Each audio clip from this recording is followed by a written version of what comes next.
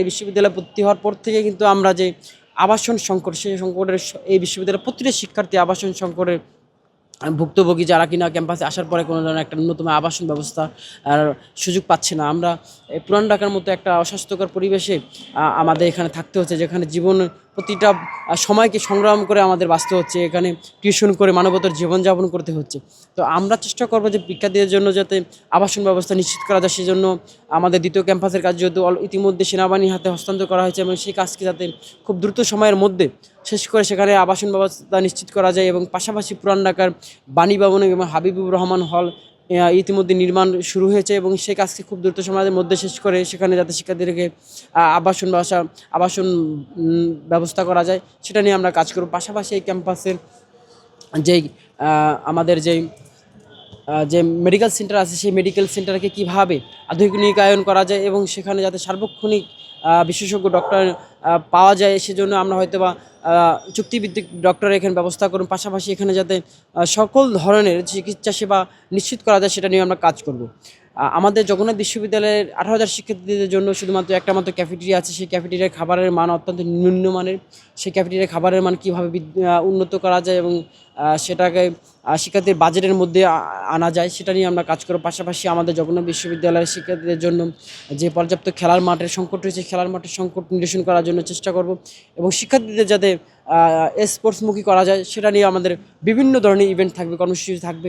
এবং জগন্নাথ বিশ্ববিদ্যালয়ের শিক্ষার্থীদের জন্য যারা গবেষণা করতে চায়, গবেষণার বাজেট বৃদ্ধি করে শিক্ষার্থীদের জন্য গবেষণার যে বিভিন্ন সরঞ্জামাদি আছে, সেটাকে সহজলভ্য করে শিক্ষার্থীরা একবারে হাতে কীভাবে পৌঁছে দেওয়া যায়, এবং শিক্ষার্থীদের কাছে গবেষণা শিক্ষার্থীদের কীভাবে আরও বেশি উৎসাহিত করা যায়, আমাদের এটা নির্বাচনী ইশতেহারের অন্যতম ইশতেহার থাকবে। এবং এই বিশ্ববিদ্যালয় শিক্ষার্থীদেরকে যে যাতায়াতের জন্য যে বাস রয়েছে, যেহেতু আমাদের ক্যাম্পাসের শিক্ষার্থীরা সবাই অনাবাসিক, তারা বিভিন্ন দূর দূরান্ত থেকে ক্যাম্পাসে বাসের মাধ্যমে আসা যাওয়া করে। বাসগুলোর অবস্থা খুবই জরাজীর্ণ এবং বাসের সংখ্যাও খুব কম।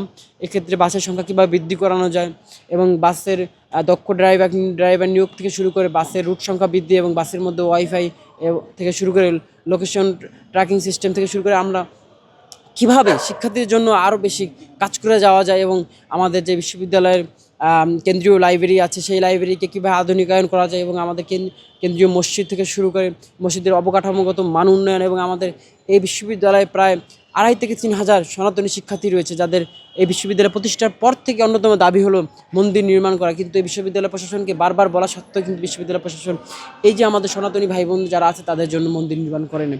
আমরা আমাদের নির্বাচনের অন্যতম ইশতেহার থাকবে যে যদি আমরা নির্বাচিত হই, তাহলে অবশ্যই আমরা আমাদের সনাতনী ভাইদের জন্য এই ক্যাম্পাসের মধ্যে মন্দির স্থাপন করব। কারণ যেভাবে মুসলমানদের মসজিদে যে ইবাদত করার অধিকার রয়েছে, ঠিক তেমনিভাবে সনাতনী শিক্ষার্থীদের কিন্তু এই ক্যাম্পাসে তাদের ধর্মীয় উপাসনা করার অধিকার রয়েছে। সেই জায়গাটা আমরা নিশ্চিত করার চেষ্টা করব। পাশাপাশি যে আমাদের বিশেষ চাহিদা সম্পন্ন যে আমাদের যে শিক্ষার্থী আছে, তাদের জন্য আলাদাভাবে বসার সিট থেকে শুরু করে, তাদের জন্য আলাদা ওয়াশরুম থেকে শুরু করে, এবং যারা বিশেষ চাহিদা সম্পন্ন শিশু তাদের জন্য অদম্য মেধাবী সংবর্ধনা বা মেধাবী বৃত্তি নামে আমরা নতুন একটা বৃত্তি চালু করবো, যাতে তারা তাদের পড়াশোনাকে চালিয়ে নিয়ে যেতে পারে। এরকম বিস্তর পরিকল্পনা আমাদের মধ্যে আছে। যদি আমরা নির্বাচিত হতে পারি, তাহলে অবশ্যই সেই আমাদের যে নির্বাচনী যে ইশতেহারগুলো আছে, সেই ইশতেহারগুলো পূরণ করার জন্য আমরা শতভাগ কাজ করে যাবো। এবং আমরা কিন্তু বারবার বলে আসছি যে আমরা আমাদের নির্বাচনী ইশতেহারের মধ্যে সেই সব ইশতেহারগুলোকে অন্তর্ভুক্ত করবো যেগুলো আমাদের দ্বারা করা সম্ভব এবং আমরা করতে পারবো। আমরা কোনো মুখরোচক এমন কোনো ইশতেহার দিব না যে ইশতেহার আসলে আমাদের দ্বারা সম্ভব না। আমরা সেটাই দিব যেটা আমাদের দ্বারা সম্ভব, আমরা সেটা করে দেখাতে পারবো। এই ধরনের ইশতেহারগুলো আমরা আমাদের নির্বাচনী ইশতেহারের মধ্যে অন্তর্ভুক্ত